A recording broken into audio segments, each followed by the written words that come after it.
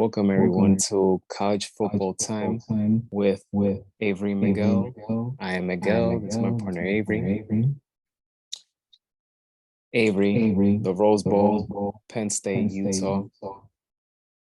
I wanted Utah to win, but I have to say Penn State's second half performance, that was the biggest focal point of the game. The first half was exciting because both teams were putting everything, giving it all they have on the field. But I will say those two big plays by Penn State, the first one, Singleton's 87-yard rushing touchdown, was huge, which gave Penn State 21-14 lead in the third quarter. I feel that with that touchdown, it went the momentum towards Penn State's way. Because of that, they went on another big play, which was an 88-yard reception touchdown, which was thrown to Lambert Smith. And Utah just couldn't come back from that. They just couldn't. And much give credit to Penn State's defense because they showed up in the third, especially in the fourth quarter. They kept pressuring and sacking the quarterback. So Penn State earned it. They deserved this game. They won the Rose Bowl, 35-21. Just a great second half performance. I feel that the better team showed up when it mattered most.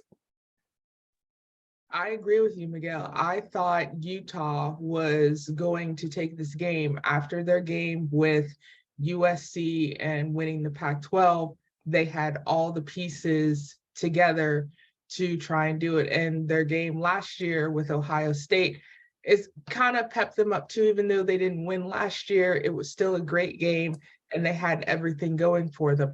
I think with Penn State, their 10-2 record coming in, didn't seem like it was worthy of an 11th ranked opponent, but their losses to Michigan and Ohio State probably fueled them that they could have been maybe a higher rank or, maybe possibly another bowl. But the Rose Bowl is a very prestigious bowl. And to be able to go to Pasadena, play in front of 100,000 plus fans, and a lot of them were rooting for Penn State. I think that helped them a lot. Not only that, with the passing of Franco Harris a couple of weeks ago, they honored Franco Harris. I think that helped them a bit, Franco Harris being an alumni of Penn State. But Penn State really wanted to prove that they could show up and play football. And not only did they do that, you're absolutely correct. Sean Clifford did amazing things throwing the ball. Nicholas Singleton, great on the field running.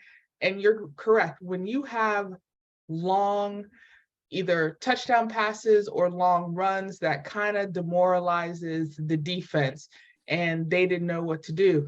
So after that long TD pass and then after that long run, Utah didn't know just what to do. And you can kind of see it on the coaches' faces. You kind of see it on the players' faces. They were trying, but they just couldn't put anything together. And I'm proud of Penn State. I was confused because this Penn State could have been the Penn State throughout the year, but only on the Rose Bowl did they show up. But I'm proud of them. And Utah shouldn't hang their heads either. They had a very good season. They're Pac-12 champions, but last night the better team won, and it was Penn State. Yeah, without a doubt. And speaking of the Rose Bowl is an event that I would love to experience right there in the future. Yes, it'll be nice to go to a national title game, but the Rose Bowl is something since I was little that, like you said the perfect word, is a prestigious time of the year. So I definitely want to experience the Rose Bowl some way, somehow, whether it's being on the crowd or covering the event.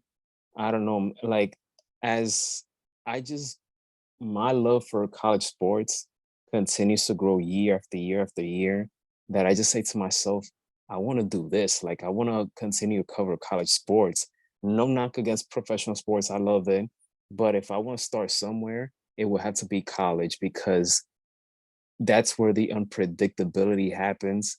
And like you always say, on any given Saturday, anyone could be beaten. But yes, it's bowl season. It's not just Saturday, Sunday. They're playing throughout the weekdays as well.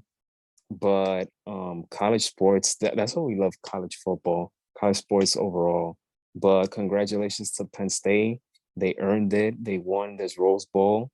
And now we're off to the national title game with TCU and Georgia. But great performance by Sean Clifford. He completed 16 of 21, threw for 279 yards with 2 touchdowns, no interceptions. Nicholas Singleton, he stepped up as well. Keandre Lambert Smith also stepped up. So Penn State, offensively and defensively, they just clicked. You're right. Going back to the Rose Bowl, there's something about New Year's Day, even though this was played the day after New Year's, the Rose Parade, you have high schools all over the country to participate in the Rose Day Parade, along with the Rose Bowl itself. And you're right, when it comes to college sports, I agree with you. As a content creator, if I was going to have the opportunity to call a game or be able to be at an event, Rose Bowl is top of the list. And living in Florida, we do have the Orange Bowl, we do have the Citrus Bowl, down here, but the Rose Bowl is a very prestigious bowl. It's been going on for a very long time. And when teams get the invite to the Rose Bowl, you see it, they have those roses, in their hand. They know they're going to the Rose Bowl. You can see the excitement. And with a lot of bowls, but especially the Rose Bowl, there's a lot of pageantry, going into it. So with both teams being there, but you're correct. There's something about college football that not only attracts us as fans, but keeps even college players still going back to their alma mater, still going back to their schools to be able to participate.